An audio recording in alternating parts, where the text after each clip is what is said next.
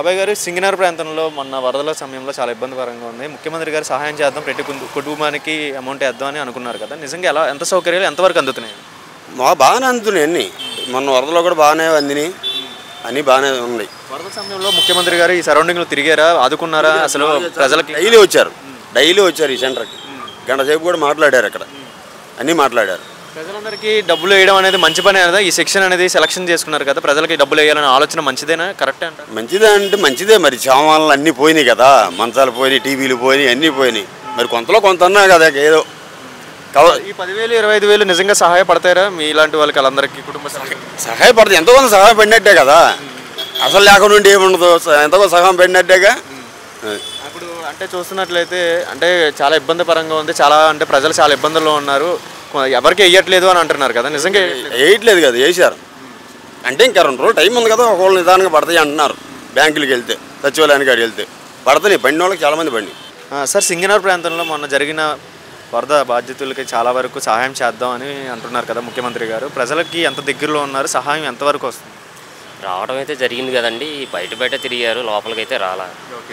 అది జరిగింది. భోజనాలు కూడా తక్కువ వచ్చినాయి, లోపల వరకు అయితే లేదు, ఇక్కడెక్కడే తిరిగారు ముఖ్యమంత్రి గారు. ఇప్పుడు సహాయపరంగా నమ్మకం ఉందా? ప్రజలకు న్యాయం చేస్తారు, అందరికీ డబ్బులు సహాయం చేస్తారని నమ్మకం అనేది ఉందా? ఫస్ట్ ఆఫ్ ఆల్ ఏమో 100లో 80% ఎవరికి రాల సహాయం అంటే రాలే. మాకైతే ఇంకా లేదు. అమౌంట్ వేస్తున్నారు 5,000 10,000 అవి అంటున్నారు, ఇంకా రాలేదు. మాకైతే ఒక 100 మందిలో మా గ్రూపులో అదే మాకు వాలంటీర్ని పెట్టారు 50 మందికి. వాళ్ళు ఉంటే పాపం ఇంటింటికి వచ్చి ఎంక్వైరీ చేసుకొని ఇచ్చేవాళ్ళు. మాకైతే ఇంతవరకు లేదు. ఇప్పుడు జగన్మోహన్ రెడ్డి గారు కూడా అందరికీ సౌకర్యాలు అందిస్తున్నాను అని ఆయన ప్రెస్ మీట్లో అన్నారు. ఆయన ద్వారా ఏమైనా సహాయం? ఏం లేదండి, అది కూడా ఇంకా రాల. ఏదో వాళ్ళు వస్తున్నారు, ఏదో చిన్న ఐటమ్స్ పంచుతున్నారు, వెళ్ళిపోతున్నారు, కానీ విషయం అయితే ఏం జరగాల. ఈయనేమో ముఖ్యమంత్రి గారు, ఆయనేమో ఎక్స్ ముఖ్యమంత్రి గారు. వీళ్ళిద్దరు పరంగా అంటే ప్రజలకి దగ్గరలో ఎక్కువ ఎవరు ఉన్నారు? ఈ ముఖ్యమంత్రి గారు ఉన్నారు, కానీ అసలు పవన్ కళ్యాణ్ ఎక్స్ ముఖ్యమంత్రి అంటే ఈయన కదా, జగన్మోహన్ రెడ్డి గారు ఉన్నారులేండి. 2-3 సార్లు వచ్చారు ఆయన కూడా వరదల్లో. ఈయన కూడా వచ్చారు, ఇద్దరు వచ్చారు.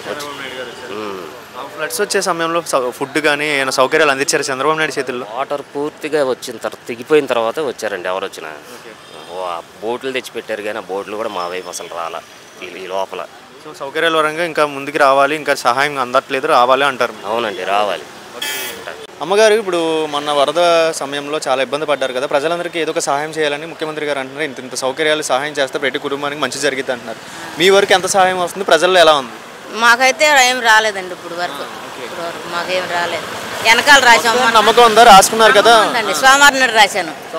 మొన్ననే రాశాను. సోమవారం. మరి అందరికి పడతాయి, చుట్టుపక్కల వాళ్ళకి అందరూ పడుతున్నాయి. మా ఇంటి పక్క వాళ్ళకి ముగ్గురికి పడి, నాకు పడలేదు. ఇంకా ఏమన్నారు అడుగుతుంటే?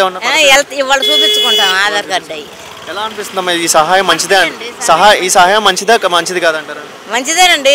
చంద్రబాబు నాయుడు గారు అందరికి మంచి చేస్తాడు. అమ్మా, మరి అప్పుడు సమయంలో వరదలు వచ్చినాయి కదా, మనకి భోజనం కానీ అన్ని అందించారా? అందించారు. తిరిగాడు అసలు ముఖ్యమంత్రి గారు? తిరగలేదు అంటున్నారు. తిరిగాడు, తెల్లారగట్టు 3ంటికి కూడా తిరిగారు. అది ఏది ఎక్కడ మీది లొకేషన్? సింగనగర్ ప్రాంతంలో సుందరీ నగర్, రాజీవ్ నగర్, సుందరీ నగర్. మంచి జరిగిద్ది నమ్మకం ఉందా ప్రజలందరికీ? ఉందండి బాబు.